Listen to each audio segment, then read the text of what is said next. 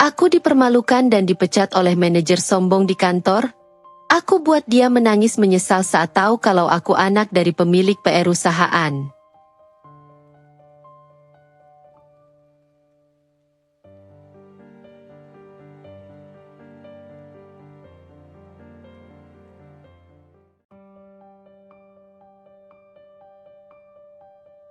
Namaku Diana. Seorang perempuan berusia 24 tahun yang baru saja lulus dari universitas ternama di luar negeri dengan gelar di bidang manajemen keuangan.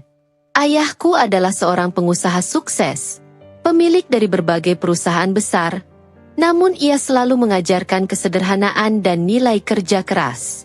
Aku dibesarkan dalam lingkungan yang sangat berbeda dari kebanyakan orang, di mana kekayaan dan status sosial tak pernah membuat ayahku melupakan pentingnya prinsip hidup yang kuat. Ayah selalu menekankan agar kami, anak-anaknya, tidak terlalu menilai dunia berdasarkan harta, tetapi lebih kepada bagaimana kita memberi kontribusi yang berarti melalui usaha dan ketekunan. Ibuku, di sisi lain, cenderung lebih lembut dan memanjakan. Ia ingin agar kami hidup lebih mudah, lebih cepat mendapat kesuksesan, dan selalu mencari cara agar hidup bisa lebih nyaman. Sedangkan ayah mengajarkan aku untuk bekerja keras. Ibu sering beranggapan bahwa kehidupan yang lebih sederhana bisa dicapai dengan mengambil jalan pintas, bahkan jika itu berarti memanfaatkan kekayaan keluarga. Setelah lulus, aku kembali ke Indonesia, penuh semangat dengan dunia baru yang terbentang di depan mata. Saat aku tiba, ibuku langsung menyambut dengan antusias. Ia sangat bangga melihat anaknya lulus dari universitas terkenal. Namun, kebanggaan itu segera diikuti dengan rencana besar untuk masa depanku. Diana, kenapa kamu tidak langsung menjadi salah satu direktur di perusahaan ayah? Kamu sudah punya gelar, sudah lulus, dan kamu tahu semua tentang dunia bisnis. Tak perlu lagi menunggu atau bekerja dari bawah, ucap ibuku dengan senyum penuh harap. Aku tahu bahwa tawaran itu datang dari kasih sayang dan keinginan ibuku agar hidupku mudah. Namun, aku merasa bahwa itu bukan jalan yang ingin kuambil. Aku ingin bekerja dari bawah, Bu. Aku ingin merasakan bagaimana rasanya menjadi karyawan biasa, tanpa ada yang tahu siapa aku sebenarnya. Jawabku, dengan nada penuh tekad. Aku merasa, jika aku langsung menjadi seorang direktur, aku akan dilihat sebagai orang yang hanya mendapat tempat itu karena status keluargaku, bukan karena kemampuanku. Aku ingin menguji diriku sendiri, melihat apakah aku bisa bertahan dalam dunia bisnis yang keras ini tanpa harus bergantung pada nama besar ayahku. Ibuku tentu saja terkejut dengan keputusan itu. Tapi kamu punya segalanya, Diana.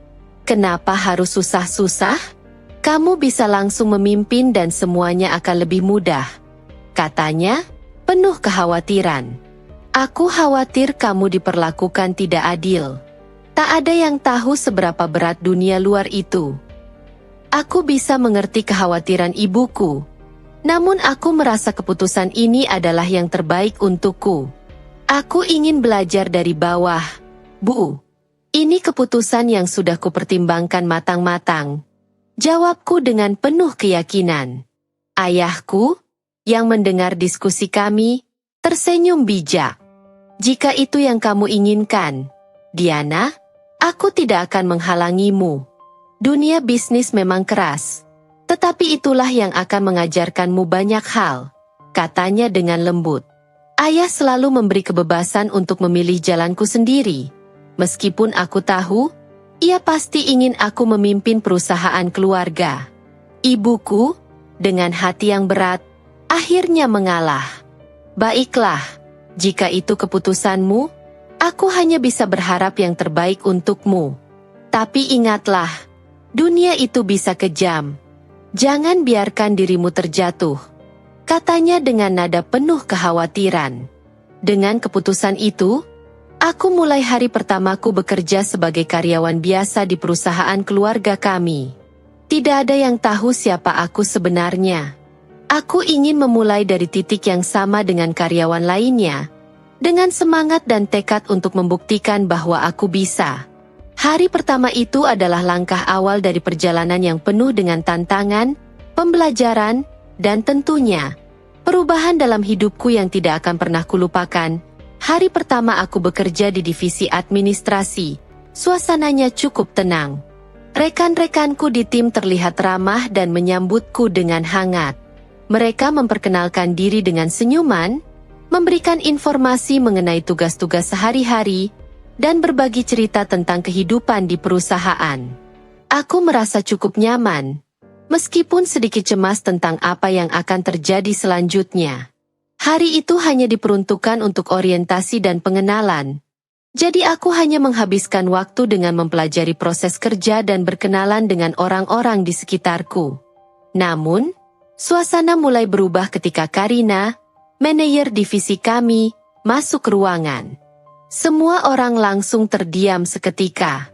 Ia berjalan dengan langkah tegap, mengenakan pakaian kantor yang tampak mahal dan penuh perhiasan. Setiap gerakan tubuhnya tampak sangat terencana dan penuh percaya diri, seolah-olah dia adalah pusat dari segala perhatian. Saat matanya menyapu ruangan, aku bisa merasakan bahwa pandangannya penuh penilaian. Karina tidak menyapa atau memberikan senyuman seperti yang dilakukan oleh rekan-rekanku. Ia hanya berdiri sejenak di pintu, melirik kami semua dengan ekspresi yang sulit dibaca. Tak ada sambutan hangat dari dirinya. Ia seakan menilai kami hanya dengan pandangan sekilas, seolah kami semua hanya bagian dari rutinitas yang tidak terlalu penting baginya. "Siapa yang baru datang?" Karina akhirnya bertanya. Suaranya datar, seolah-olah berbicara pada objek, bukan orang. Aku tersentak mendengar suara itu, merasa sedikit terkejut dan canggung. Semua mata di ruangan mengarah padaku, dan aku bisa merasakan ketegangan di udara. "Saya Diana," jawabku, mencoba untuk tetap tenang dan profesional. Dia memandangku dari ujung rambut hingga ujung kaki, dengan tatapan yang tajam dan penuh penilaian. "Oh, jadi kamu yang baru itu. Apa yang bisa kamu lakukan?" tanyanya, tanpa sedikit pun ada rasa hormat dalam suaranya. Aku terdiam sejenak, merasa sedikit terluka oleh caranya berbicara.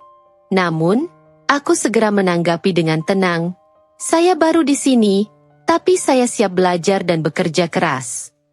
Karina hanya mengangguk pelan, lalu berjalan melewati meja-meja kami tanpa berkata apa-apa lagi.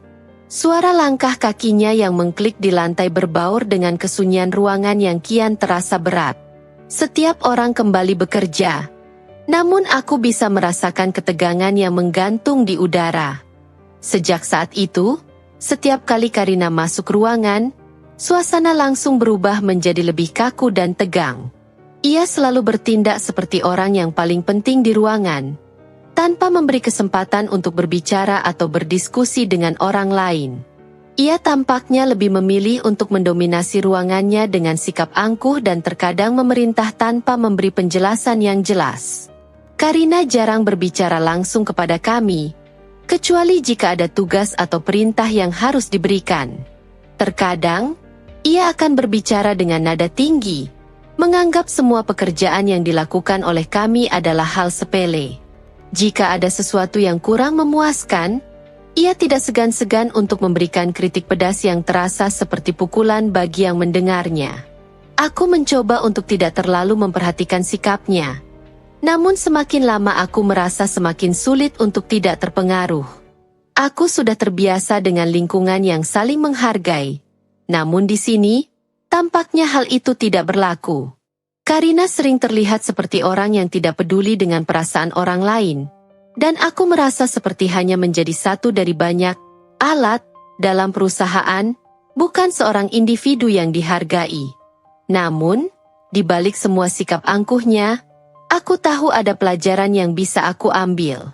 Aku ingin membuktikan bahwa aku mampu bekerja keras dan menunjukkan hasil yang baik, meskipun aku hanya seorang karyawan biasa. Hari-hariku di bawah kepemimpinan Karina menjadi lebih berat, tapi aku tidak akan menyerah. Aku bertekad untuk membuktikan bahwa aku bisa berkembang tanpa harus mengandalkan status keluargaku. Setiap kali Karina memberi perintah dengan nada angkuh, aku berusaha untuk tetap tenang dan profesional. Aku tidak akan membiarkan sikap buruknya meruntuhkan semangatku. Namun, di sisi lain, aku juga merasa kesal. Mengapa harus ada orang seperti Karina yang merasa dirinya lebih baik dari yang lainnya hanya karena jabatan yang dia pegang? Sikap Karina semakin membuatku merasa bahwa dunia kerja ini tidak selalu adil. Namun, aku tetap berusaha untuk menunjukkan kemampuanku, meskipun dengan tekanan yang semakin besar dari setiap tindakannya. Aku tahu bahwa hanya dengan membuktikan diriku, aku bisa mendapatkan rasa hormat yang seharusnya aku terima, bukan karena siapa aku, tetapi karena apa yang telah aku capai setiap hari. Bekerja di bawah Karina semakin terasa berat. Meskipun aku berusaha sebaik mungkin untuk mengikuti setiap instruksi dan menjaga standar pekerjaan, rasanya seperti tidak pernah cukup baginya. Karina selalu mencari kesalahan, bahkan pada hal-hal terkecil sekalipun. Setiap kesalahan yang terjadi, sekecil apapun, langsung menjadi bahan amukan. Hari itu, aku sedang mempersiapkan laporan keuangan bulanan yang harus diserahkan tepat waktu. Aku telah memeriksa dan memastikan semuanya sesuai dengan standar yang telah ditetapkan, bahkan mengecek 2 kali untuk memastikan tidak ada kesalahan. Namun, saat Karina melihat laporan tersebut, matanya langsung menyipit dan mengernyitkan dahi. "Apa ini, Diana?" katanya dengan suara tinggi, membuat seisi ruangan terdiam. "Kenapa ada angka yang tidak sesuai? Ini bisa membuat perusahaan rugi besar. Kamu tahu?" Aku terkejut mendengarnya. Aku sudah memeriksa semua angka dan memastikan semuanya tepat. "Karina, saya sudah mengecek semuanya, dan saya rasa angkanya sudah benar. Mungkin ada kesalahan di sistem atau ada data yang belum terupdate," jawabku, berusaha menjelaskan dengan tenang. Namun, Karina tidak ingin mendengarkan penjelasanku. Ia langsung mengangkat tangan, memotong kata-kataku. "Tidak ada alasan. Kamu harus bertanggung jawab atas kesalahan ini. Kamu bahkan tidak tahu bagaimana cara membuat laporan yang benar," ujarnya dengan nada yang menusuk.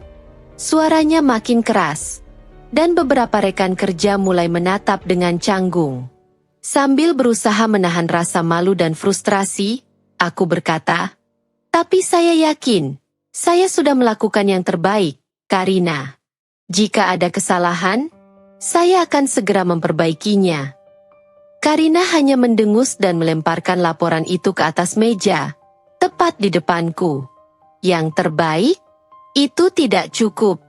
Kamu harus lebih berhati-hati lain kali, Diana. Jangan harap kamu bisa maju di perusahaan ini kalau terus melakukan kesalahan seperti ini." Aku merasa malu dan kecewa, bukan hanya karena dipermalukan di depan rekan-rekan kerja, tetapi juga karena penilaiannya yang tidak adil. Aku tahu aku tidak melakukan kesalahan besar, dan merasa seolah-olah Karina mencari-cari alasan untuk menyalahkanku.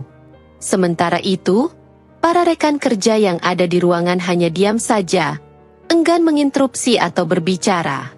Mereka semua tampak sudah terbiasa dengan cara Karina berinteraksi dengan kami, dan sepertinya tidak ada yang berani menghadapinya.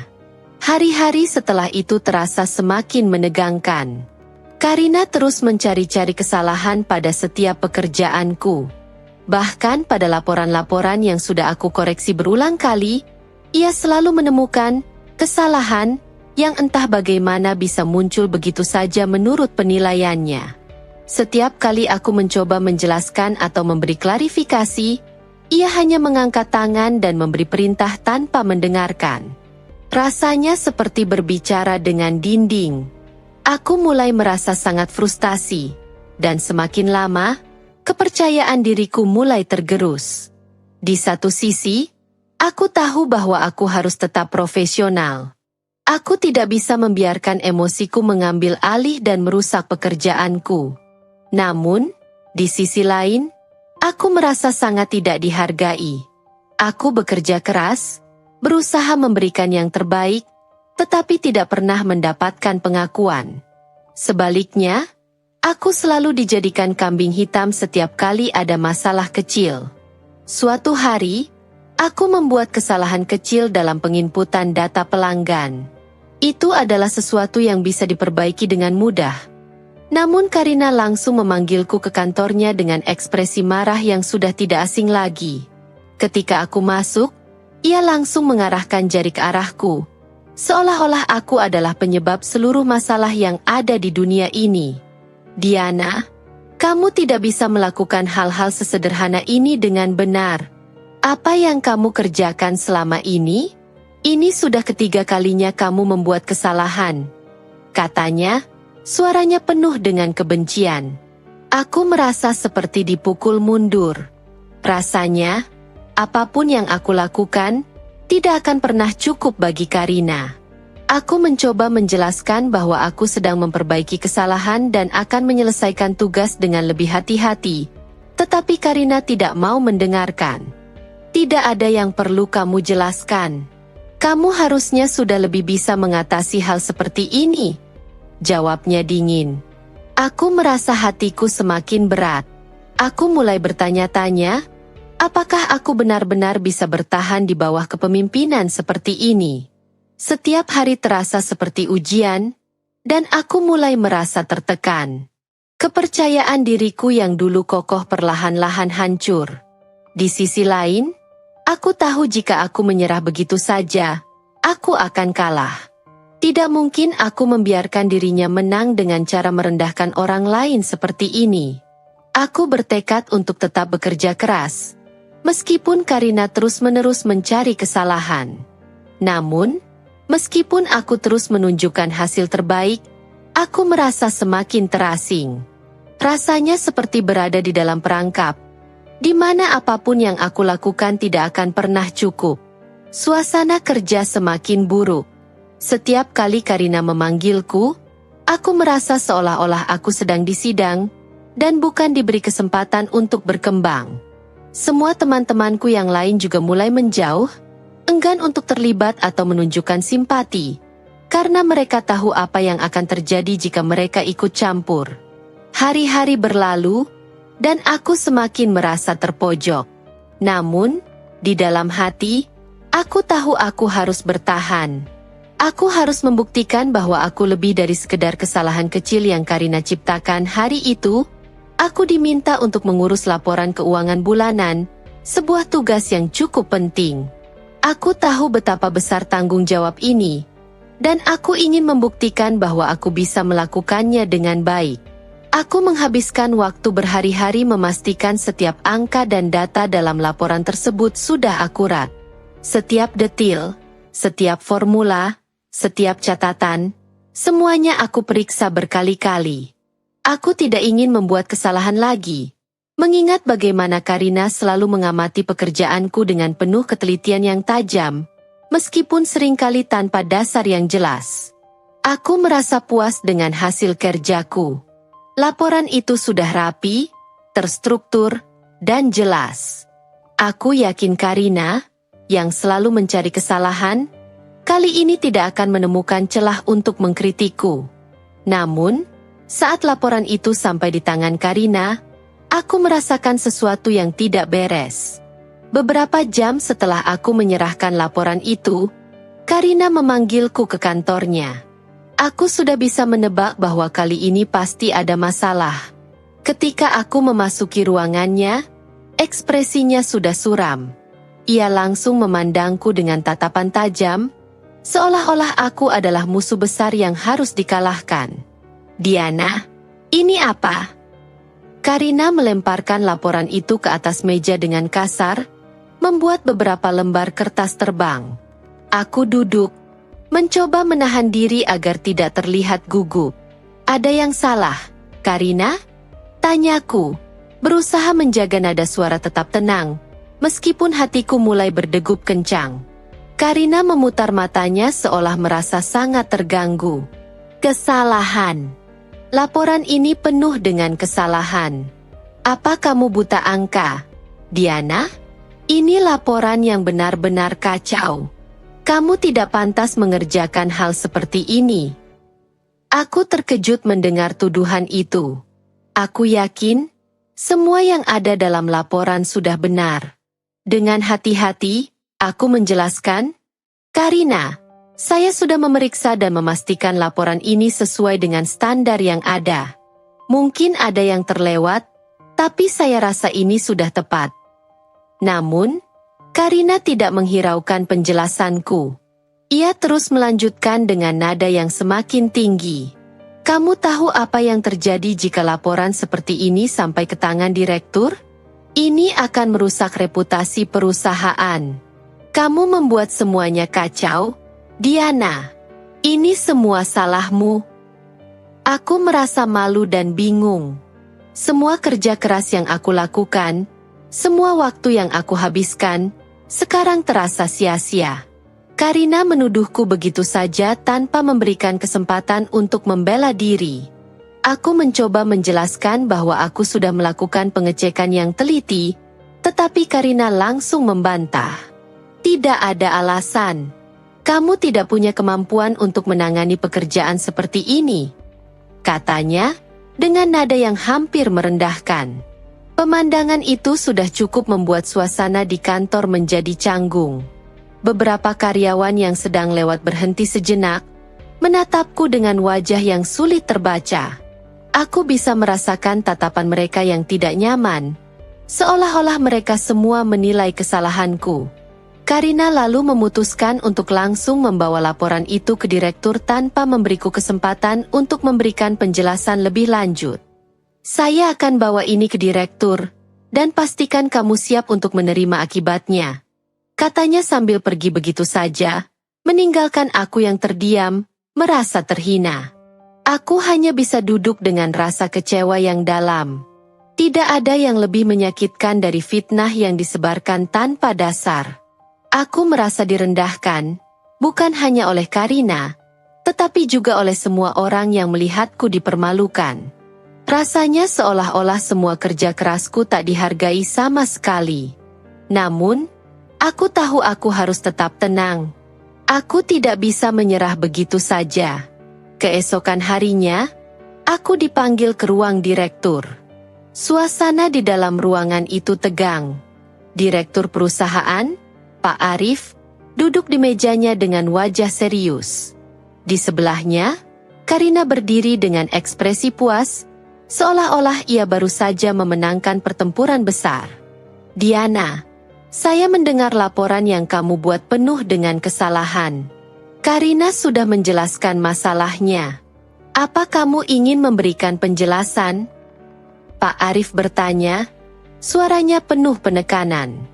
Aku menatap Karina yang tidak menunjukkan sedikitpun rasa penyesalan, bahkan lebih seperti menunggu aku untuk dihukum. Aku menarik napas panjang sebelum akhirnya menjawab, Pak Arif, saya sudah memeriksa laporan tersebut dengan teliti. Saya yakin tidak ada kesalahan besar. Saya meminta maaf jika ada yang terlewat, namun saya percaya laporan tersebut sudah sesuai standar.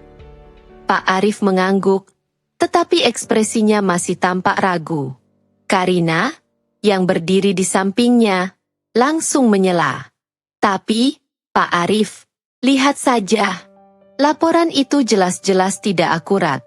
Kalau dibiarkan, perusahaan bisa mengalami kerugian besar. Diana tidak punya perhatian terhadap detail, dan itu sudah jelas terlihat dari laporan ini. Aku merasa semakin terpojok. Karina telah memfitnahku dengan sengaja, menciptakan gambaran buruk tentang pekerjaanku. Namun, aku tidak bisa menyerah.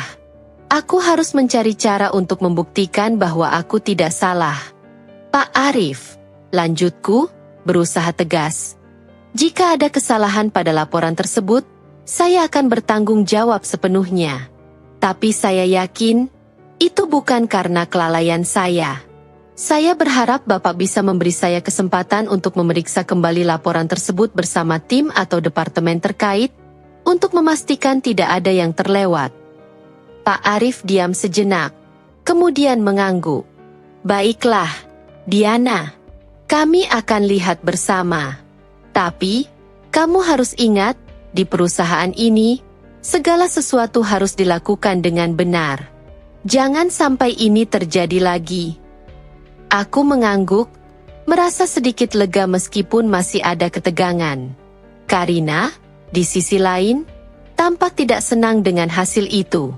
Ia menatapku dengan tatapan tajam, seolah-olah merasa kecewa karena aku masih bisa mempertahankan diriku. Hari itu aku kembali ke meja kerjaku dengan perasaan campur aduk. Aku merasa kemenangan kecil ini tidak sepenuhnya membebaskanku. Karina masih menjadi ancaman yang bisa kapan saja menghabisi reputasiku. Namun, aku tidak akan menyerah. Aku harus lebih hati-hati dan terus bekerja dengan baik. Meskipun jalan yang harus aku tempuh penuh dengan rintangan setelah insiden laporan yang memalukan itu, aku merasa semakin waspada dengan setiap tindakan Karina. Tak hanya sikapnya yang arogan, tapi aku mulai menyadari bahwa ia juga memiliki kebiasaan buruk yang seringkali merugikan karyawan, terutama dalam hal keuangan. Salah satunya adalah pemotongan gaji yang dilakukan secara sewenang-wenang dan tanpa alasan yang jelas. Pagi itu, aku terlambat 5 menit karena kemacetan di jalan. Meskipun aku sudah berangkat lebih awal, arus lalu lintas yang padat dan beberapa lampu merah membuatku terjebak dalam kemacetan yang tak bisa kuhindari. Aku bergegas masuk ke kantor dengan napas terengah-engah, berharap tidak ada masalah besar akibat keterlambatanku. Namun, begitu aku sampai di meja, aku langsung menerima notifikasi melalui sistem penggajian elektronik yang menunjukkan bahwa gajiku telah dipotong sebesar 1 hari kerja. Aku tidak bisa mempercayai apa yang aku lihat. 5 menit terlambat. Itu yang menyebabkan potongan gaji sebesar itu? Aku segera mencari Karina. Ingin memastikan apakah ada kesalahan dalam sistem atau jika ada penjelasan lainnya. Namun, ketika aku menemukannya di ruangannya, ekspresinya sama sekali tidak menunjukkan penyesalan. Karina, saya baru saja melihat potongan gaji saya. Kenapa gaji saya dipotong untuk keterlambatan 5 menit? Tanyaku, berusaha tetap tenang meski perasaan frustrasi mulai menggebu di dadaku. Karina hanya memandangku dengan dingin, lalu menjawab dengan nada datar. Itu adalah kebijakan perusahaan. Semua karyawan harus tepat waktu, Diana. Tidak ada toleransi untuk keterlambatan. Aku terdiam sejenak, berusaha mencerna kata-katanya. Tapi, Karina, saya sudah berusaha berangkat lebih awal. Ini karena kemacetan, dan itu di luar kendali saya. Kenapa harus dipotong begitu besar? Karina menatapku dengan tatapan tajam. Tidak ada alasan. Jika kamu tidak bisa datang tepat waktu, kamu harus siap menerima akibatnya. Saya tidak ingin mendengar alasan apapun. Jika kamu terlambat lagi, potongan gaji bisa lebih besar. Aku terkejut dan merasa seolah-olah direndahkan. Potongan gaji 5 menit keterlambatan yang seharusnya bisa dianggap hal kecil, malah menjadi senjata yang digunakan Karina untuk menekan dan mengontrolku. Rasanya sangat tidak adil. Aku sudah bekerja keras, dan baru terlambat sekali. Tapi kenapa aku harus dihukum begitu keras? Namun, yang paling membuatku marah adalah kenyataan bahwa Karina sendiri sering datang terlambat ke kantor, bahkan lebih parah dari keterlambatanku. Tidak ada sanksi yang diterimanya, tidak ada potongan gaji, seakan-akan ia merasa lebih berhak dan kebal dari peraturan yang ia buat. Banyak karyawan yang sudah mulai berbisik-bisik tentang sikap tidak adil Karina, tetapi mereka semua hanya diam. Takut jika melawan akan berujung pada masalah yang lebih besar. Aku tak bisa tinggal diam. Keterlambatanku mungkin hanya 5 menit. Tetapi kebijakan Karina yang sewenang-wenang ini sudah mulai mengganggu banyak orang, termasuk diriku. Aku memutuskan untuk berbicara dengan beberapa rekan kerja tentang masalah ini, dan mencari tahu apakah mereka juga mengalami hal yang sama. Ternyata, beberapa karyawan juga merasa diperlakukan tidak adil. Ada yang dipotong gajinya karena alasan yang sama, Ada juga yang diancam akan diberhentikan hanya karena terlambat beberapa menit. Namun, tak satu pun dari mereka yang berani menghadap Karina secara langsung. Semua takut akan konsekuensinya. Aku merasa semakin tertekan.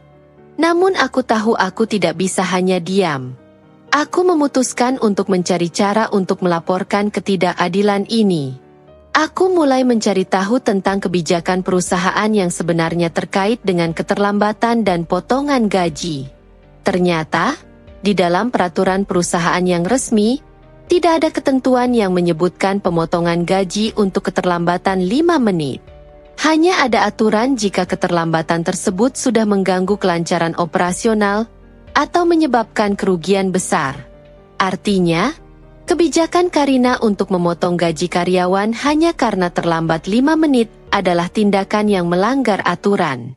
Aku merasa sedikit lega mengetahui bahwa aku memiliki dasar hukum yang kuat untuk membela diriku, tetapi aku juga sadar bahwa ini bukan hanya tentang aku.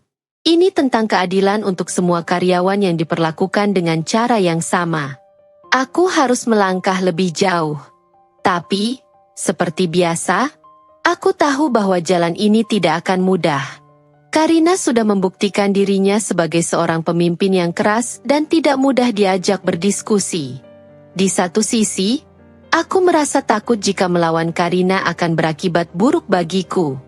Namun, di sisi lain, aku merasa bahwa ini adalah saat yang tepat untuk memperjuangkan hak-hak karyawan yang selama ini terabaikan. Jika aku tidak melakukannya, siapa lagi yang akan berbicara? Aku mengumpulkan keberanian dan akhirnya menulis laporan tentang ketidakadilan yang aku alami dan apa yang terjadi di perusahaan. Laporan itu tidak hanya mencakup pemotongan gaji yang tidak masuk akal, tetapi juga perlakuan tidak adil lainnya yang sudah dirasakan oleh beberapa karyawan lainnya. Setelah mempertimbangkan matang-matang, aku memutuskan untuk mengirimkan laporan tersebut kepada direktur perusahaan, Pak Arif, berharap bahwa ia akan mengambil tindakan yang tepat. Aku tahu ini bisa menjadi risiko besar, dan mungkin aku akan menghadapi lebih banyak masalah dengan Karina, tetapi aku sudah terlalu lelah dengan ketidakadilan ini hari itu. Aku merasa semakin terjebak dalam rutinitas yang penuh ketidakadilan.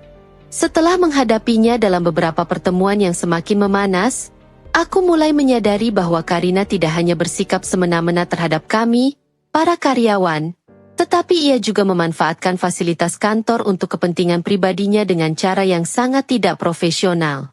Sungguh menyebalkan mengetahui betapa tidak bertanggung jawabnya dia sebagai seorang manajer yang seharusnya memberi contoh yang baik. Pagi itu, aku baru saja masuk ke kantor dan membuka laptop di meja kerjaku. Tiba-tiba, Karina datang menghampiriku dengan ekspresi yang tidak menyenangkan. "Diana," katanya dengan suara yang penuh perintah, "aku perlu kamu pergi ke butik langgananku untuk mengambil beberapa pakaian yang sudah dibeli." "Pakai mobil kantor?" "Ya." Aku terkejut mendengar perintah itu. Bukankah sudah jelas bahwa mobil kantor seharusnya hanya digunakan untuk urusan pekerjaan? Namun, Karina tidak memberi aku pilihan. Ia terus berbicara dengan nada yang tidak menunjukkan sedikit pun empati. "Kamu kan masih baru, anggap ini latihan," katanya dengan nada angkuh. Aku merasa kesal dan bingung. Kenapa aku yang harus melakukan tugas pribadi Karina, yang seharusnya bisa dilakukan oleh dirinya sendiri? Tapi karena aku masih ingin menjaga hubungan baik dan tak ingin membuat masalah lebih besar, aku hanya mengangguk, meski hatiku sangat tidak nyaman. Aku segera pergi ke tempat parkir dan masuk ke dalam mobil kantor yang disediakan untuk kami. Setiap detik yang aku habiskan dalam perjalanan menuju butik, rasa frustrasiku semakin meningkat. Aku merasa seolah-olah pekerjaan yang aku lakukan di kantor bukan lagi untuk perusahaan, melainkan untuk memenuhi keinginan pribadi Karina yang egois. Tugas yang seharusnya penting, seperti mempersiapkan laporan atau memeriksa keuangan, kini tergantikan oleh hal-hal yang sangat tidak produktif. Setibanya di butik, aku merasa seperti seorang kurir pribadi. Dengan sigap, Aku mengambil pakaian-pakaian yang sudah dibungkus dan menyerahkannya kepada pegawai butik yang mengurusnya. Aku merasa sangat terhina. Namun aku mencoba untuk tetap menjaga sikap profesional. Sementara itu, di dalam hati aku bergulat dengan perasaan marah dan kecewa. Seharusnya, aku bisa menghabiskan waktu untuk pekerjaan yang lebih penting. Tapi Karina jelas-jelas menggunakan posisiku untuk keperluan pribadinya. Sesampainya di kantor, aku langsung kembali ke meja kerjaku dan mencoba fokus pada pekerjaan yang sudah menumpuk. Namun, hatiku masih dipenuhi rasa kesal. Hari-hari berikutnya, aku semakin melihat kebiasaan buruk Karina yang tidak hanya melibatkan tugas-tugas pribadi yang dia serahkan kepada karyawan, tetapi juga pemanfaatan fasilitas kantor yang semakin tidak terkendali. Mobil kantor yang seharusnya digunakan untuk urusan pekerjaan seringkali digunakan untuk bepergian ke tempat-tempat pribadi, seperti salon, pusat perbelanjaan, dan bahkan acara pribadi yang tidak ada kaitannya dengan perusahaan. Karina tampaknya merasa bahwa dia berhak mendapatkan perlakuan istimewa hanya karena posisinya sebagai manajer. Aku mulai berbicara dengan beberapa rekan kerja lainnya tentang masalah ini. Mereka juga merasa tidak nyaman dengan perlakuan Karina. Namun, mereka semua hanya diam. Takut jika berbicara akan berisiko mengundang masalah bagi mereka sendiri. Mereka sudah terbiasa dengan cara Karina yang sewenang-wenang, dan tidak ada yang berani menentangnya. Namun, aku tidak bisa diam. Rasanya aku tidak bisa lagi membiarkan sikap tidak profesional ini berlanjut. Setelah beberapa kali Karina meminta hal-hal yang sama, seperti mengambilkan makanan atau membawakan pakaian, aku mulai merasa bahwa aku sudah diperlakukan terlalu jauh. Aku merasa harus melakukan sesuatu untuk menghentikan perlakuan ini. Aku memutuskan untuk berbicara dengan Pak Arif, direktur perusahaan, tentang sikap tidak profesional Karina. Meskipun aku tahu ini bisa berisiko besar, aku tidak ingin lagi menjadi bagian dari sistem yang tidak adil ini. Aku merasa sudah waktunya bagi perusahaan untuk tahu tentang cara Karina yang tidak menghargai pekerjaan dan fasilitas kantor. Dengan perasaan cemas, aku menulis email kepada Pak Arif, menjelaskan dengan sopan namun tegas tentang masalah yang aku alami dengan Karina.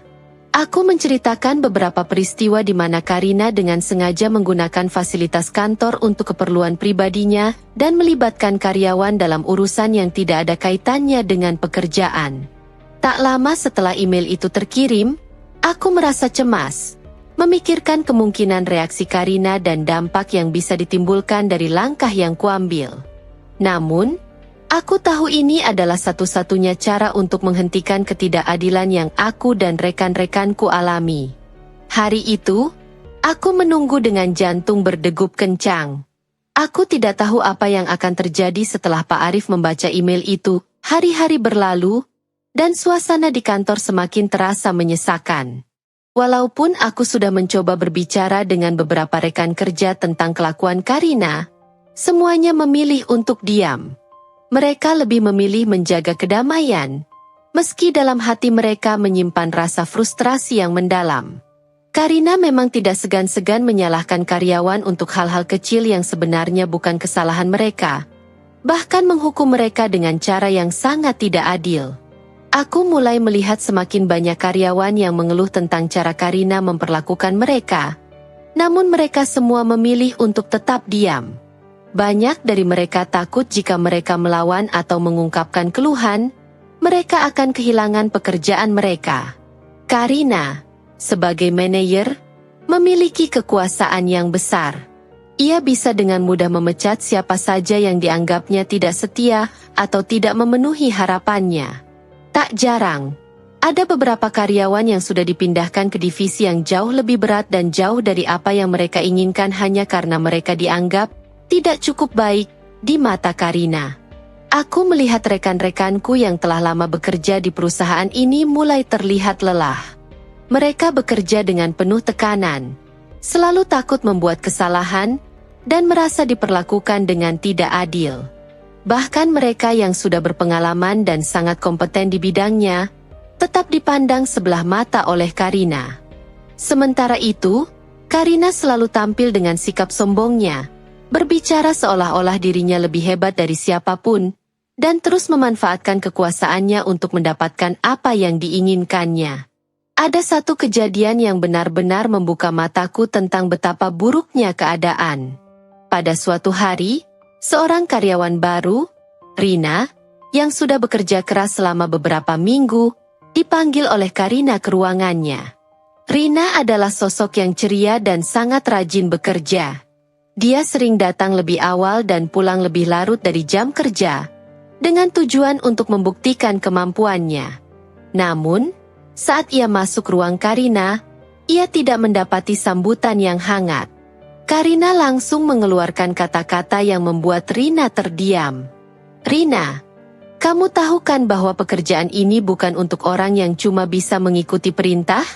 Kamu harus lebih kreatif, lebih cepat, lebih cerdas," ujar Karina dengan nada merendahkan. Rina hanya bisa terdiam, meski wajahnya sudah menunjukkan betapa kecewanya dia. "Tapi, Bu Karina," jawab Rina dengan suara gemetar, "saya sudah berusaha bekerja sebaik mungkin." Karina tidak peduli. Ia hanya menyeringai dengan sikap tak acuh dan melanjutkan omelannya, tanpa memberi kesempatan Rina untuk membela diri. "Sebaiknya kamu mulai mencari pekerjaan yang lebih sesuai dengan kemampuanmu. Di sini, kami butuh orang yang bisa mengimbangi kecepatan dan kualitas kerja yang tinggi, bukan yang hanya sekadar datang bekerja setiap hari," kata Karina, tanpa menunjukkan sedikit pun empati.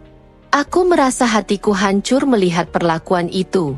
Rina adalah salah satu dari sedikit orang yang benar-benar bekerja keras di sini, dan perlakuan seperti itu sungguh tidak pantas dia terima. Bahkan, aku melihat ada air mata yang hampir jatuh di pipi Rina, namun ia berusaha menahannya. Setelah kejadian itu, aku merasa semakin terbeban dengan situasi di kantor. Aku ingin sekali berbuat sesuatu, tapi aku tahu betul bahwa melawan Karina adalah hal yang sangat berisiko. Meski aku merasa sangat marah dan ingin sekali membantu Rina, aku juga tahu bahwa kami semua, tanpa terkecuali, berada di posisi yang sangat lemah. Bahkan, para karyawan yang sudah lama bekerja di sini dan lebih berpengalaman pun takut untuk melawan. Mereka sudah terjebak dalam lingkaran ketakutan dan ketidakpastian yang diciptakan oleh Karina. Namun, meskipun begitu, aku mulai merasa bahwa aku tidak bisa hanya diam lagi. Setiap hari aku mendengar lebih banyak keluhan dari rekan-rekanku, dan semakin banyak karyawan yang merasa tak dihargai. Ada yang mulai terlihat lelah, bahkan depresi. Beberapa orang bahkan mulai mengajukan pengunduran diri, meskipun mereka tahu betul bahwa mencari pekerjaan baru di tengah kondisi ekonomi yang sulit bukanlah hal yang mudah. Aku merasa semakin sulit untuk hanya mengabaikan ketidakadilan ini. Pada satu titik, aku sadar bahwa aku harus melakukan sesuatu. Aku mulai menyusun rencana untuk mengumpulkan bukti-bukti tentang tindakan Karina yang tidak profesional dan menyusahkan banyak orang di kantor. Aku merasa ini adalah satu-satunya cara agar keadilan bisa tercapai, tidak hanya untuk diriku sendiri, tetapi juga untuk rekan-rekanku yang terjebak dalam ketidakadilan yang sudah berlangsung terlalu lama. Namun, aku juga sadar bahwa ini bukanlah langkah yang mudah. Melawan Karina berarti berhadapan langsung dengan seorang wanita yang penuh kekuasaan dan tidak segan-segan untuk menghancurkan siapapun yang berani melawannya. Aku harus benar-benar hati-hati, tidak hanya agar aku tidak merusak karierku, tetapi juga agar aku bisa membela hak-hak karyawan lain tanpa membuat situasi menjadi semakin buruk. Waktu semakin berjalan, dan ketegangan di kantor semakin meningkat. Setiap kali Karina masuk ruangan, aku bisa merasakan ketegangan yang menular ke seluruh tim. Aku tahu bahwa suatu saat, situasi ini akan mencapai titik puncaknya. Aku hanya berharap bahwa saat itu tiba, aku sudah siap untuk menghadapi apapun yang akan datang hari itu. Suasana di kantor terasa lebih tegang dari biasanya. Sejak pagi, Karina sudah memanggil beberapa orang untuk rapat mendadak, menyusun agenda untuk presentasi di depan direktur yang dijadwalkan siang harinya. Tugas yang diberikan padaku cukup jelas. Mengumpulkan dan menyusun semua laporan dan data keuangan yang diperlukan untuk pertemuan tersebut. Seperti biasa, aku berusaha menyelesaikan tugas itu dengan teliti, memastikan tidak ada satupun detail yang terlewat. Namun, beberapa jam menjelang rapat, aku mendengar suara Karina yang memanggil nama seluruh tim dengan suara keras dan jelas. File laporan yang seharusnya ada untuk pertemuan direktur hilang, teriaknya. Suasana seketika berubah menjadi panik. Semua orang mulai mencari-cari file yang hilang tersebut, dan aku ikut bergabung dalam pencarian. Meskipun aku yakin sudah menyerahkan semua dokumen tersebut ke bagian yang bertanggung jawab. Namun, bukannya memberi apresiasi atas usaha semua orang yang tengah sibuk mencari, Karina dengan cepat menyalahkanku. Diana, ini semua salahmu. Kamu yang mengurusi file ini dan kamu yang harusnya memastikan semuanya ada. Kalau file ini hilang, itu karena kelalaianmu. Katanya dengan nada menyakitkan, seolah-olah aku sengaja melakukan kesalahan. Aku terkejut dan hampir tidak bisa berkata-kata. Semua orang di ruangan itu, yang sedang mencari file bersama, terdiam mendengar tuduhan Karina. Aku merasa seluruh tubuhku gemetar. Bagaimana mungkin ia menuduhku seperti itu? Aku tahu bahwa aku tidak melakukan kesalahan apapun. Aku sudah menyerahkan file tersebut dengan hati-hati dan memastikan semuanya sesuai dengan instruksi. Tapi, Bu Karina, saya sudah menyerahkannya ke bagian administrasi, seperti yang diperintahkan, jawabku dengan suara yang sedikit gemetar.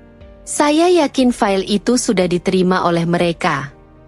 Namun, Karina hanya menyeringai dan berkata dengan nada mengejek, "Kamu tidak berhak memberi alasan. Kamu yang mengurusnya, jadi kamu yang harus bertanggung jawab. Sekarang cari itu, atau kamu akan menanggung akibatnya." Semua mata kini tertuju padaku, dan aku merasa seperti terjebak dalam sebuah perangkap yang tidak aku buat. Seluruh tim diam, beberapa di antara mereka terlihat bingung, sementara yang lainnya hanya menatapku dengan ragu. Aku tahu, dari ekspresi wajah mereka, mereka semua tahu bahwa aku tidak bersalah. Namun, tak ada yang berani bicara atau membela. Sebagai karyawan biasa, siapa yang akan berani melawan Karina yang begitu kuat dan berkuasa? Aku memutuskan untuk tetap tenang dan mencari file itu bersama rekan-rekan yang lain. Meskipun hatiku terluka. Selama berjam-jam, kami mencari di setiap sudut kantor, memeriksa setiap meja, dan memastikan tidak ada yang terlewat. Rasanya semakin lama aku di sini, semakin aku merasa bahwa ini adalah tekanan yang tidak adil. Aku bukanlah orang yang ingin mencari masalah. Tetapi sikap Karina yang terus-menerus menyalahkan aku tanpa alasan membuatku hampir putus asa. Setelah hampir 2 jam pencarian yang sia-sia, Karina akhirnya memberi instruksi kepada salah satu karyawan untuk memeriksa email, mengingat file tersebut sempat dikirimkan lewat email juga. Ketika email itu akhirnya ditemukan dan file itu terbuka di layar komputer, aku merasa sedikit lega. Ternyata, file tersebut tidak hilang sama sekali. Hanya saja Karina belum mengecek dengan teliti dan terburu-buru menuduh aku tanpa bukti yang jelas. Namun, meskipun bukti menunjukkan bahwa file itu tidak hilang dan hanya terlambat ditemukan, Karina tidak sekalipun meminta maaf padaku. Bahkan, ia hanya berkata, "Kamu sangat beruntung kali ini, Diana. Tapi ingat, ini adalah peringatan untuk kamu. Jangan sampai kejadian seperti ini terulang lagi." Perasaan kecewa dan marah bercampur aduk di dalam diriku. Karina tidak hanya membuatku dipermalukan di depan rekan-rekanku, tapi juga tidak punya sedikit pun rasa tanggung jawab atas kata-katanya yang kejam. Aku merasa seperti hanya dipandang sebagai kambing hitam setiap kali ada masalah. Selama ini aku bekerja keras, mengikuti setiap aturan yang ada, namun masih saja menjadi sasaran fitnahnya. Sejak hari itu, aku semakin merasa tertekan di kantor. Meski aku tahu bahwa aku harus tetap profesional, hati kecilku merasa sangat terluka. Aku tidak ingin tinggal diam. Tetapi di saat yang bersamaan, aku tahu bahwa melawan Karina akan membawa risiko yang besar. Aku terjebak dalam dilema. Apakah aku harus terus menelan semua perlakuan tidak adil ini? Ataukah aku harus berani menghadapi konsekuensinya dan melawan ketidakadilan yang terus-menerus menghantuiku? Aku melihat teman-temanku yang bekerja keras, tetapi mereka tidak bisa berbuat apa-apa. Mereka takut kehilangan pekerjaan mereka jika mereka melawan Karina. Beberapa minggu setelah insiden fitnah tentang file yang hilang, tekanan di tempat kerja semakin berat. Hari-hariku penuh dengan ketidakpastian. Dan meskipun aku berusaha memberikan yang terbaik dalam setiap pekerjaan, aku merasa Karina semakin mencari alasan untuk menyingkirkan aku dari perusahaan. Aku tahu bahwa sikap Karina yang menyebalkan itu semakin mengarah pada sebuah tujuan, memecatku. Suatu pagi, saat aku sedang duduk di mejaku dan menyiapkan laporan keuangan, seorang staf HR datang ke mejaku dan memberitahukan bahwa aku dipanggil ke ruang HR. Kata-kata itu terdengar seperti petir yang menyambar. Aku merasa perutku mual, dan detak jantungku semakin kencang. Aku sudah merasa ada yang tidak beres. Namun tidak pernah aku bayangkan bahwa ini akan terjadi begitu cepat. Silakan datang ke ruang HR, Diana. Ada hal penting yang perlu dibicarakan, ujar staf tersebut dengan nada yang tidak biasa. Aku mengangguk lemah, mencoba menenangkan diri, meskipun jantungku sudah berdegup keras. Aku berjalan menuju ruang HR dengan langkah yang berat. Setiap langkah terasa semakin panjang. Pikiranku berputar-putar, mencoba menganalisis apa yang akan terjadi. Karina pasti sudah menyusun sesuatu di balik layar, mencari alasan untuk mengeluarkan aku dari perusahaan ini. Setelah mengetuk pintu, aku masuk ke ruang HR. Di dalam, duduklah dua orang, manajer HR dan Karina. Keduanya tampak serius dan tidak ada senyum di wajah mereka. Aku duduk di kursi yang disediakan, merasa seperti seseorang yang sedang disidang. Diana, terima kasih sudah datang, kata manajer HR dengan suara yang datar. Kami ingin membicarakan performa kerjamu di perusahaan ini. Aku mengangguk dan berusaha tetap tenang. Tentu, Pak. Saya siap mendengarkan. Karina yang duduk di sampingnya mulai berbicara dengan nada yang sangat berbeda dari sebelumnya. Sangat formal dan penuh dengan sindiran. Diana, kami telah memperhatikan bahwa ada beberapa hal yang kurang memadai dari pekerjaanmu. Laporan yang kamu kerjakan seringkali tidak sesuai dengan harapan kami. Selain itu, sikapmu yang tidak cukup proaktif dan seringkali membutuhkan bimbingan tambahan telah mengganggu jalannya tim. Karina menyebutkan semuanya dengan cara yang sangat rapi dan meyakinkan, seperti seorang pengacara yang berusaha memenangkan kasusnya. Aku ingin berbicara dan menjelaskan, tapi aku tahu itu akan sia-sia. Karina sudah membuat penilaian yang berat sebelah, dan tidak ada ruang bagiku untuk membela diri. Saya telah bekerja keras dan selalu berusaha untuk mengikuti instruksi sebaik mungkin, jawabku pelan. Namun, saya merasa saya tidak pernah mendapatkan dukungan atau arahan yang jelas. Terkadang, saya bahkan merasa diberi tugas yang tidak sesuai dengan kemampuan saya. Manajer HR menatapku sebentar, lalu beralih ke Karina. Kami paham situasi ini. Namun, kami sudah mendiskusikan hal ini secara internal. Dari penilaian yang ada, kami merasa bahwa langkah ini adalah keputusan yang tepat. Aku bisa merasakan sebuah ketegangan yang semakin mencekik, dan sebelum aku bisa bertanya lebih lanjut, Karina membuka amplop yang ada di depannya dan mengeluarkan sebuah surat. Ini adalah surat pemecatanmu, katanya dengan nada yang tidak menunjukkan sedikitpun rasa empati. Kamu diberhentikan mulai hari ini. Aku terkejut. Rasanya dunia seakan runtuh di depanku. Aku tidak bisa mengerti bagaimana ini bisa terjadi. Segala upayaku, segala kerja keras yang telah aku lakukan, tidak dihargai sama sekali. Aku merasa dipermalukan, dihukum tanpa alasan yang jelas. Tapi, Saya tidak melakukan kesalahan besar, Karina. Saya hanya bekerja sesuai dengan apa yang saya diminta. Jawabku, suaraku mulai bergetar karena frustrasi. Manajer HR menatapku dengan wajah tanpa ekspresi. Kami sudah mendiskusikan ini dengan Karina. Kami menghargai usaha yang telah kamu lakukan, Diana, namun keputusan sudah diambil. Surat pemecatan ini harus ditandatangani. Saat itu, aku merasa terpojok, tidak tahu harus bagaimana. Aku tahu bahwa jika aku menolak untuk menandatangani surat itu, aku akan semakin memperburuk keadaan. Tidak ada lagi yang bisa dilakukan.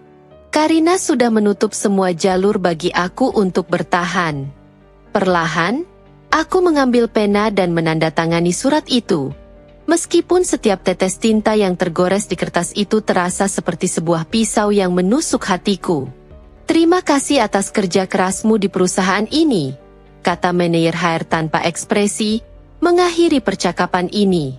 Aku tidak bisa berkata apa-apa lagi. Perasaan hampa dan kecewa menyelimuti diriku. Aku bangkit dari kursi, mengambil tas, dan berjalan keluar dari ruang HR dengan langkah yang terasa begitu berat. Semua yang telah aku bangun dalam beberapa bulan terakhir seakan runtuh begitu saja. Hanya karena satu orang yang tidak menginginkan aku berada di sana. Aku merasa kalah. Namun aku tahu bahwa ini bukanlah akhir dari hidupku. Saat aku melangkah keluar dari gedung kantor, udara luar terasa begitu segar. Namun hati ini kosong, langkahku terasa berat saat keluar dari gedung perkantoran itu. Setiap detik yang aku lalui seolah mengingatkan diriku tentang kenyataan pahit yang baru saja terjadi. Pemecatan. Sebuah kata yang sangat asing bagi diriku. Seseorang yang selalu berusaha memberi yang terbaik, bahkan tanpa mengetahui apakah ada yang menghargai usahaku. Karina telah berhasil mengalahkan aku dengan cara yang sangat kejam dan tidak adil. Dan aku merasa seperti kehilangan segalanya. Namun, di dalam diriku, ada tekad yang mulai tumbuh. Aku tidak bisa membiarkan diriku terpuruk lebih lama lagi. Aku tahu bahwa pemecatan ini bukanlah akhir dari segalanya. Aku harus melawan, bukan hanya untuk diriku, tetapi juga untuk mereka yang mungkin akan mengalami hal yang sama. Karina tidak boleh dibiarkan menang begitu saja. Aku memutuskan untuk pulang ke rumah dan menceritakan semuanya kepada ayahku. Ayah adalah orang yang selalu menjadi sandaran bagi keluarga kami, sosok yang bijak dan penuh pengalaman dalam dunia bisnis. Meskipun dia seorang pengusaha sukses, ia selalu mengajarkan kami untuk tidak sombong dan untuk selalu bersikap rendah hati. Begitu sampai di rumah, aku langsung menuju ruang kerja ayah. Pintu ruangannya terbuka, dan ayah sedang duduk di meja kerjanya, membaca laporan keuangan perusahaan. Seperti biasa, suasana ruangan itu tenang, namun aku merasa kegelisahan yang luar biasa. Diana, ada apa? Ayah menatapku dengan wajah penuh perhatian, seolah merasakan ketegangan yang ada dalam diriku. Aku duduk di kursi di depan meja kerjanya dan mulai menceritakan semua yang terjadi. Aku menceritakan tentang Karina, sikapnya yang semena-mena, bagaimana ia memfitnahku, dan akhirnya bagaimana aku dipecat tanpa alasan yang jelas. Suaraku sedikit bergetar, tapi aku berusaha untuk tetap tenang. Setiap kali aku mengingat kejadian-kejadian itu, hatiku semakin perih. Namun aku tahu ini adalah langkah pertama dalam melawan ketidakadilan. Ayah mendengarkan dengan seksama, tidak menyela, hanya sesekali mengangguk-anggukkan kepala. Setelah aku selesai bercerita, suasana di ruangan itu terasa sangat hening. Seakan-akan ayah sedang mencerna semua yang baru saja aku katakan. Tenang saja, Diana, kata ayah dengan suara yang dalam dan penuh ketenangan. Ini saatnya kita berbuat sesuatu. Aku menatap ayah dengan mata yang mulai berkaca-kaca. Apa yang bisa kita lakukan? Ayah? Aku sudah merasa seperti semuanya sudah berakhir. Aku bahkan tidak tahu apakah aku masih memiliki tempat di dunia ini setelah apa yang terjadi. Ayah tersenyum lembut. Meskipun aku bisa melihat kilatan serius di matanya. Diana, hidup tidak selalu berjalan mulus. Kadang, kita akan menemui hambatan yang terasa sangat besar, seperti tembok yang sulit dihancurkan. Tapi ingat, tembok itu tidak akan bertahan selamanya. Kita akan membuat Karina tahu bahwa tidak ada orang yang boleh bertindak sewenang-wenang hanya karena kekuasaan atau kedudukan. Aku menunduk, mencerna kata-kata ayah. Meskipun hatiku masih diliputi kebingungan dan kekecewaan, aku mulai merasakan semangat baru muncul dalam diriku. Aku tidak ingin menjadi korban, aku ingin melawan. Aku ingin membuktikan bahwa ada keadilan, meskipun dunia ini terkadang terasa tidak adil. Ayah melanjutkan, kita akan ambil langkah-langkah yang tepat. Kita akan mengumpulkan bukti-bukti, berbicara dengan orang-orang yang tahu tentang Karina dan sikap buruknya. Aku sudah mendengar banyak hal tentang dia, dan kita akan membuatnya mempertanggungjawabkan segala perbuatannya. Aku terkejut mendengar kata-kata ayah. Ayah tahu tentang sikap Karina. Ayah mengangguk. Aku tahu lebih banyak daripada yang kamu kira. Bisnis ini bukan hanya soal angka dan laba, Diana. Ini juga tentang karakter orang-orang yang terlibat di dalamnya. Karina tidak bisa dibiarkan terus berkuasa dengan cara yang salah. Rasa harapanku mulai tumbuh. Ayah benar. Aku tidak bisa hanya berdiam diri dan membiarkan semua ini berlalu begitu saja. Jika Karina merasa dia bisa menghancurkan hidupku dengan mudah, maka aku akan menunjukkan padanya bahwa aku bisa bertahan, lebih kuat dari sebelumnya. Apa yang harus aku lakukan, Ayah? Tanyaku, suara yang penuh tekad kini menggantikan rasa takut yang sebelumnya menyelimuti hatiku. Langkah pertama, kita akan memulai dengan berbicara dengan tim HR. Kita akan mencari tahu apakah pemecatanmu sudah sesuai prosedur, ataukah ada kesalahan dalam pengambilan keputusan. Aku akan memastikan semua keputusan yang diambil adil dan sah. Jawab ayah dengan yakin. Aku mengangguk dengan semangat yang kembali menyala. Ini bukan hanya tentang aku, tapi juga tentang keadilan untuk semua orang yang mungkin berada di bawah tekanan yang sama. Aku merasa, untuk pertama kalinya, bahwa aku memiliki kekuatan untuk mengubah keadaan. Terima kasih, Ayah, kataku dengan suara yang penuh rasa terima kasih. Aku tidak akan menyerah. Aku akan berjuang untuk diri aku sendiri, dan untuk orang-orang yang mungkin tidak berani melawan. Ayah tersenyum bangga. Itulah semangat yang aku harapkan dari anakku. Ingat, Diana, kamu lebih kuat dari yang kamu kira. Tidak ada yang bisa menghentikanmu jika kamu tahu apa yang benar. Aku merasa seolah-olah sebuah beban telah terangkat dari pundakku.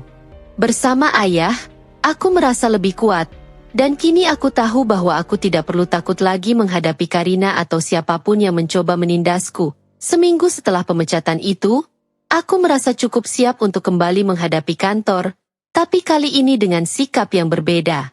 Aku tidak lagi menjadi korban yang tunduk dan takut pada tekanan.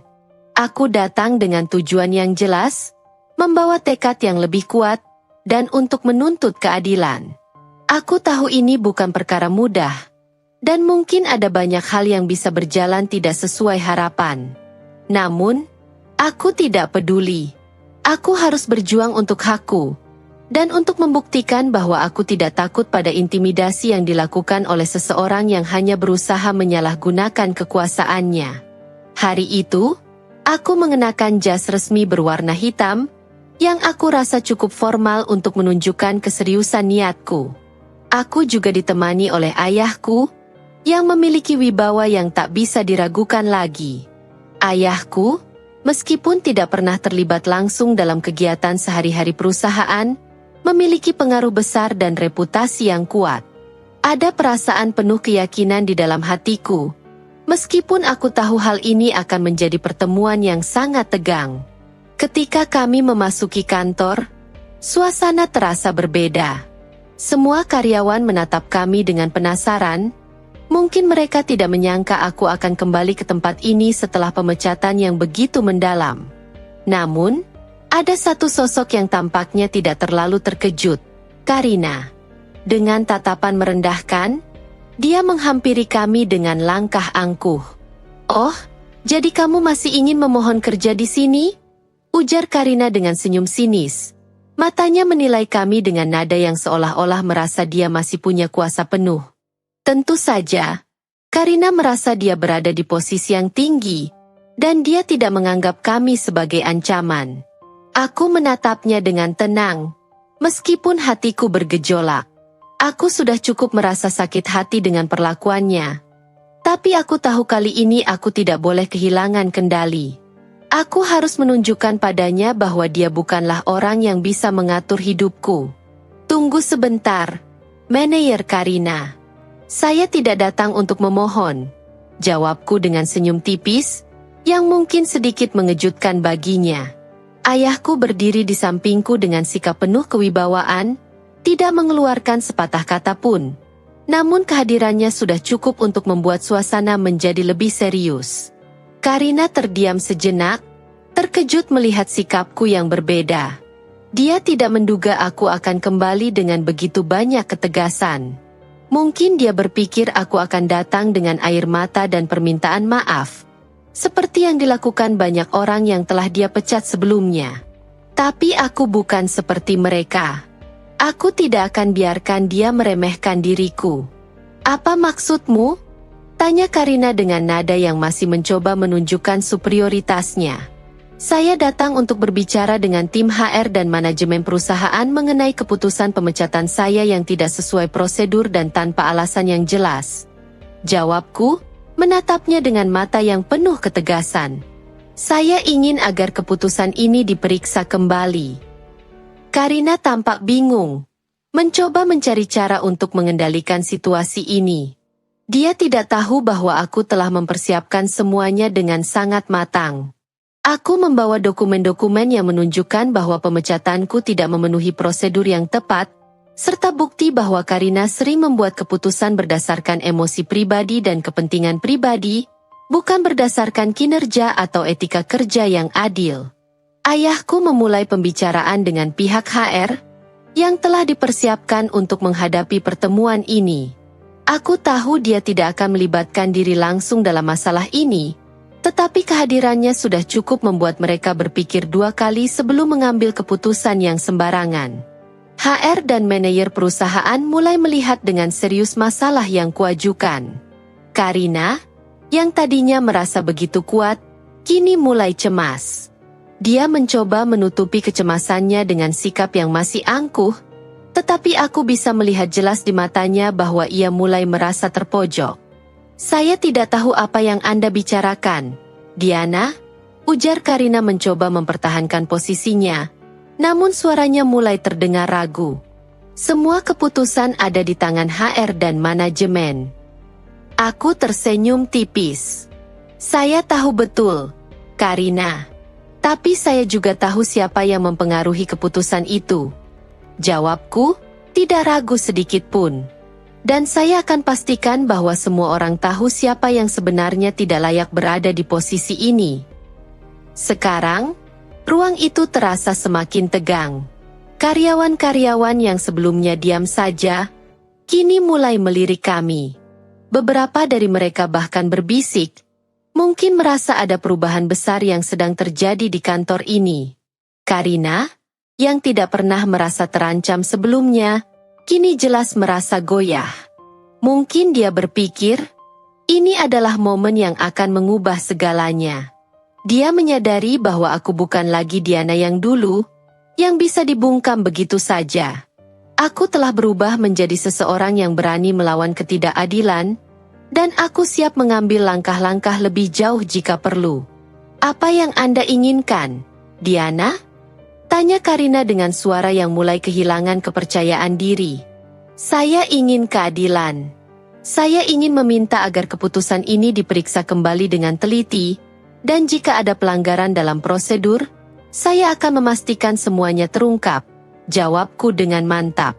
Ayahku, yang sejak awal hanya diam, akhirnya berbicara.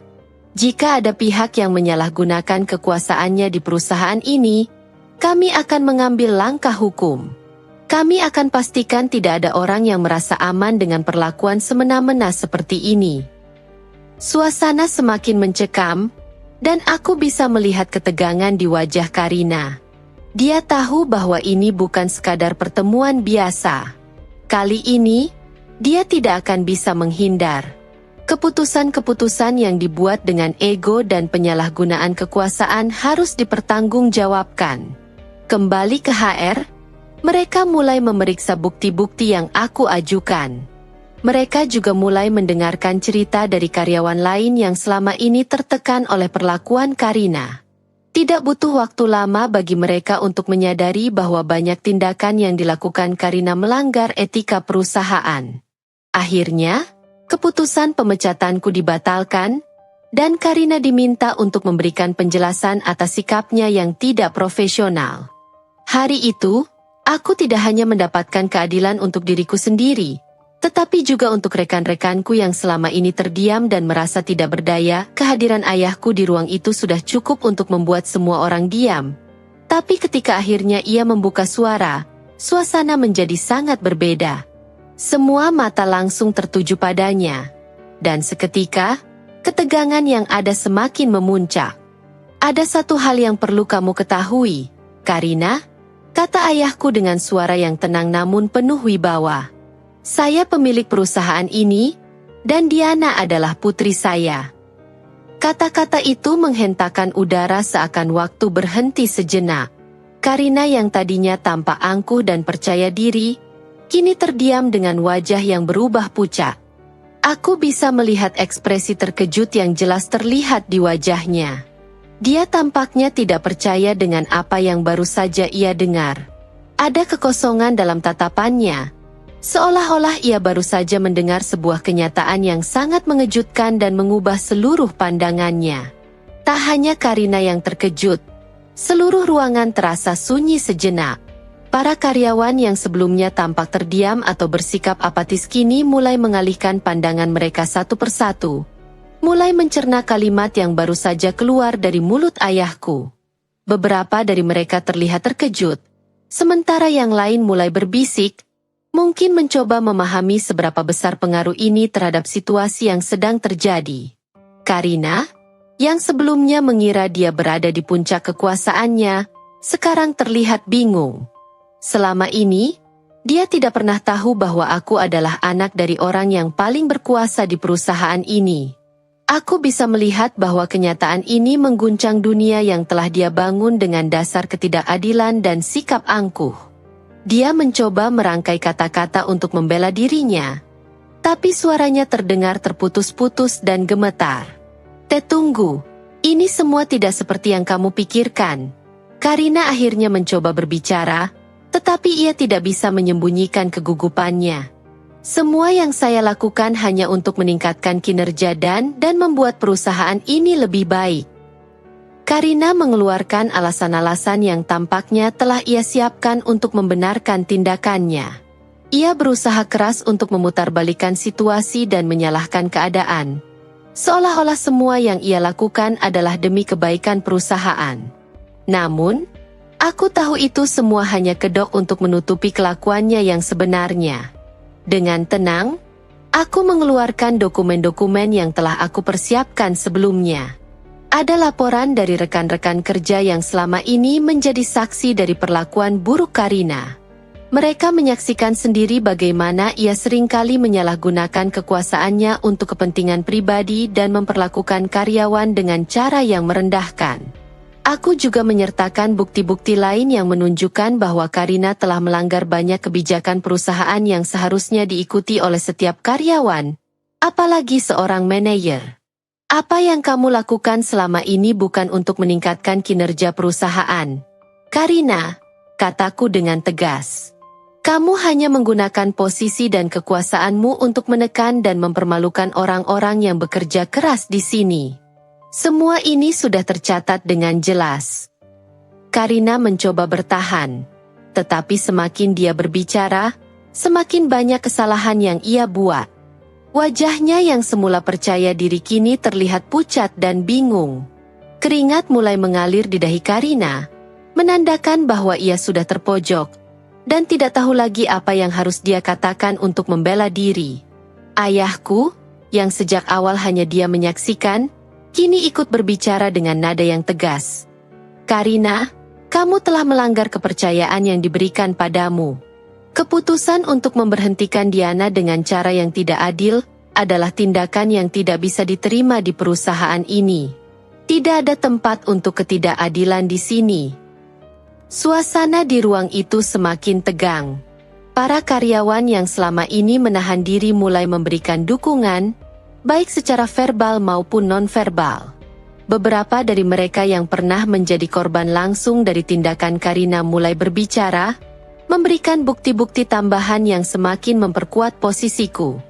Mereka bercerita tentang bagaimana mereka diperlakukan dengan tidak adil, bagaimana pekerjaan mereka dipersulit, dan bagaimana Karina selalu memanfaatkan jabatan untuk kepentingan pribadi.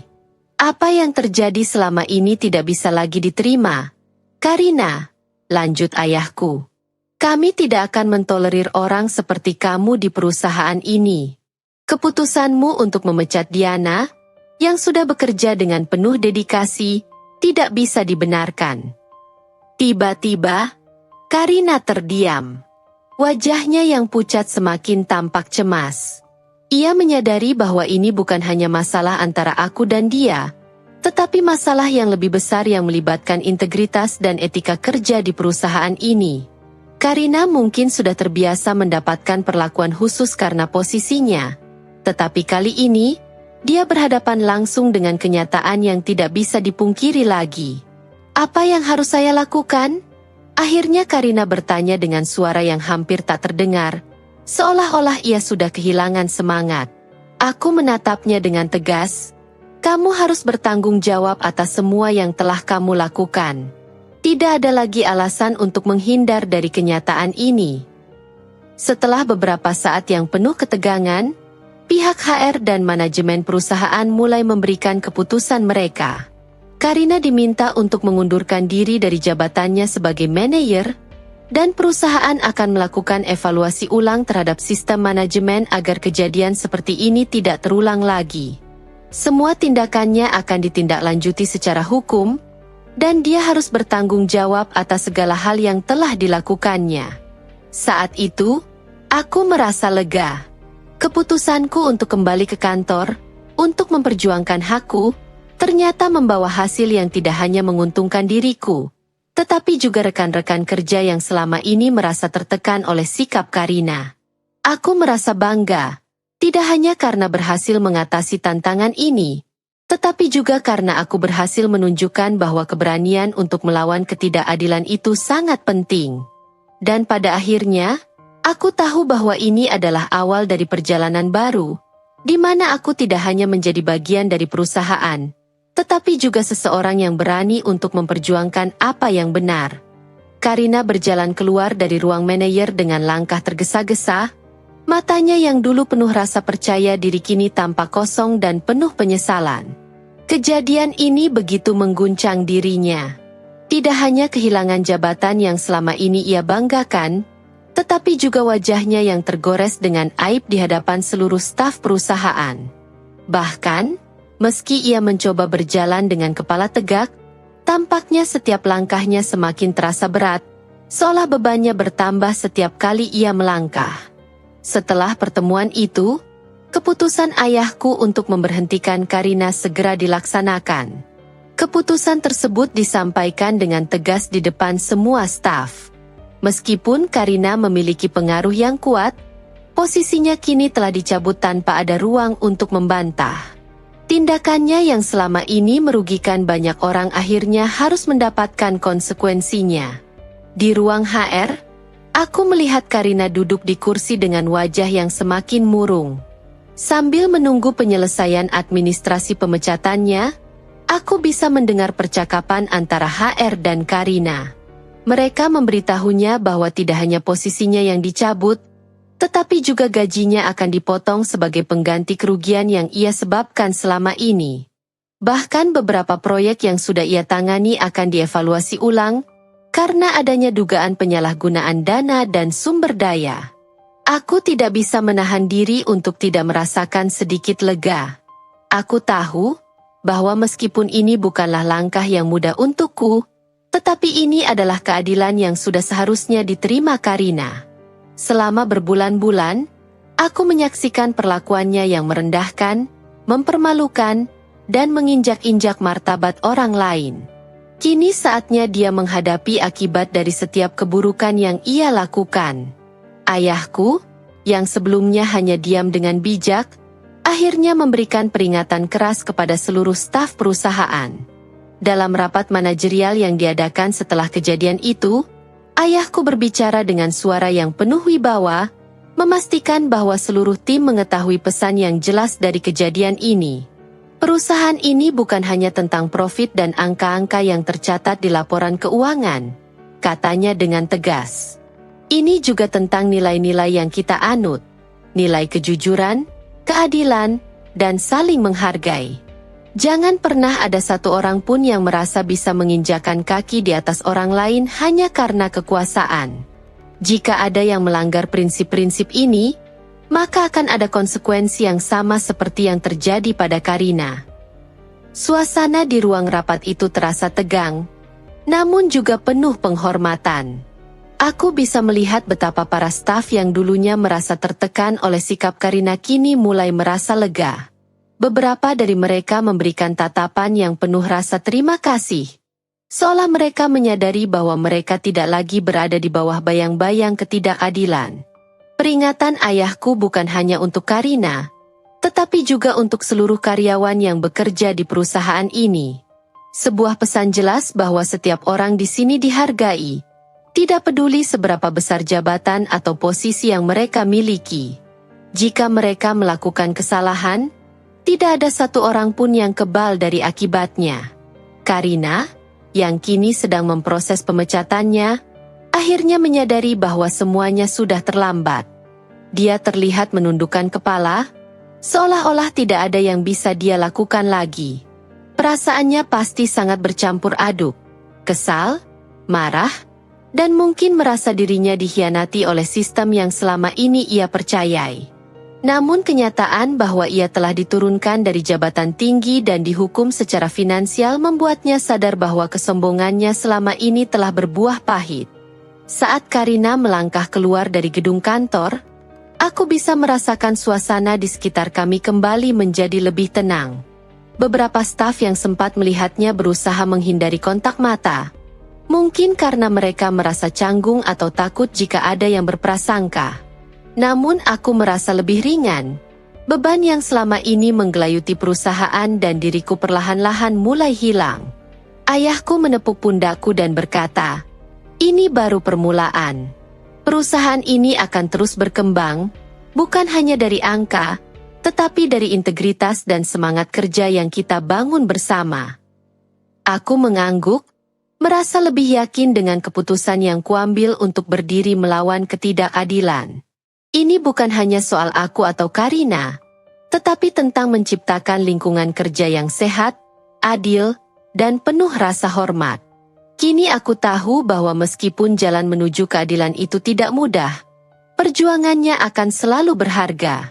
Hari itu, aku pulang dengan perasaan lega, namun juga penuh semangat. Kemenangan ini bukan hanya tentang diriku, tetapi tentang semua orang yang berani berbicara, yang berani melawan ketidakadilan, dan yang berani memperjuangkan kebenaran setelah kejadian itu. Semuanya berubah. Karina, yang dulu merasa tak tergantikan dan berkuasa, kini hanya menjadi bagian dari masa lalu perusahaan. Tempatnya telah digantikan oleh seorang manajer yang jauh lebih baik, seseorang yang tidak hanya kompeten, tetapi juga penuh rasa hormat terhadap setiap karyawan. Semua orang di kantor mulai merasa suasana kerja mereka kembali menjadi lebih baik, lebih terbuka, dan lebih jujur. Kepercayaan yang sempat terkikis kini kembali dibangun. Aku pun kembali bekerja di perusahaan, namun kali ini dengan tanggung jawab yang lebih besar. Ayahku memberikan izin untuk memperbaiki manajemen di divisi tempat aku dulu bekerja, memberi kesempatan untuk mengimplementasikan nilai-nilai yang selama ini aku pegang teguh. Aku diminta untuk membantu dalam merancang kebijakan baru yang lebih adil dan transparan, untuk memastikan setiap karyawan diperlakukan dengan hormat dan dihargai.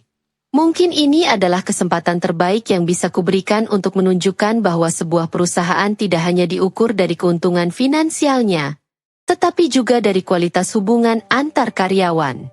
Hari-hari pertama di posisi baruku memang tidak mudah. Ada banyak tantangan yang harus aku hadapi, termasuk menjaga agar perubahan yang aku rencanakan bisa diterima dengan baik oleh seluruh tim. Namun, aku merasa lebih siap menghadapi semua itu. Setiap keputusan yang aku buat selalu berusaha untuk menciptakan lingkungan yang lebih positif dan mendukung pertumbuhan setiap individu di dalam perusahaan. Karina, di sisi lain, harus menerima kenyataan pahit. Dia kini jauh dari jangkauan posisi tinggi yang pernah ia miliki.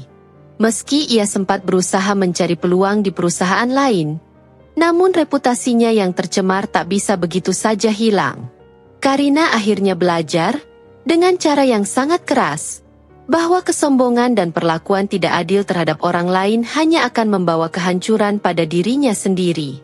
Aku tidak tahu bagaimana kehidupannya sekarang, tetapi aku berharap ia bisa merenungkan segala kesalahannya dan berubah menjadi lebih baik. Aku merasa bangga dengan perjalanan yang telah kujalani. Dari seorang karyawan biasa yang diperlakukan semena-mena hingga akhirnya berada di posisi yang lebih tinggi. Perjalanan ini bukan hanya tentang mencapai kesuksesan secara profesional, tetapi juga tentang pembelajaran yang lebih dalam tentang kehidupan. Aku belajar bahwa kerja keras, kesederhanaan, dan menghormati orang lain adalah pelajaran yang tak ternilai harganya. Dan meskipun aku datang dari latar belakang yang mungkin berbeda dengan orang lain, itu tidak menjadikanku lebih unggul atau lebih berhak dari mereka. Semua orang pantas diperlakukan dengan adil dan dihargai. Aku tahu bahwa aku tidak akan pernah melupakan perjalanan ini. Setiap hambatan, setiap ketidakadilan yang aku hadapi, telah mengajarkanku untuk menjadi lebih kuat dan lebih bijaksana. Aku kini bisa melihat dunia dengan lebih jernih, bahwa yang terpenting dalam hidup bukanlah seberapa banyak yang kita miliki, tetapi seberapa banyak yang kita hargai dan bantu orang lain untuk mencapai potensi terbaik mereka. Dan untuk ayahku, yang selalu mengajarkan nilai-nilai sederhana namun sangat berarti, aku berterima kasih. Ia bukan hanya pengusaha sukses, tetapi juga seorang ayah yang penuh kebijaksanaan. Dari ayahku, aku belajar bahwa kesuksesan yang sejati adalah ketika kita bisa memberi dampak positif bagi orang lain, bukan hanya dalam bentuk materi, tetapi dalam cara kita memperlakukan sesama. Itu adalah pelajaran hidup yang akan terus aku pegang selama sisa hidupku. Kini, dengan semangat yang baru dan hati yang penuh rasa syukur, aku melangkah maju, yakin bahwa apapun yang terjadi di masa depan, aku akan selalu ingat bahwa keadilan, kerja keras, dan kesederhanaan adalah prinsip-prinsip yang akan terus membimbingku di setiap langkah hidupku.